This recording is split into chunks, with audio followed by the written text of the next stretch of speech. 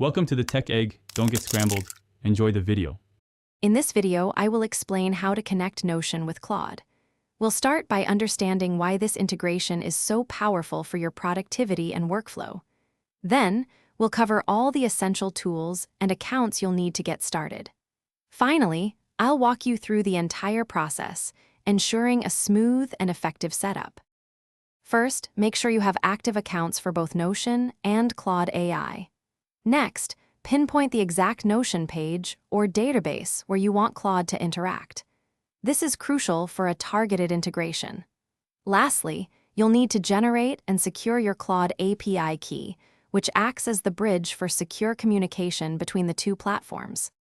If you're finding this video helpful, please take a moment to subscribe and give it a like.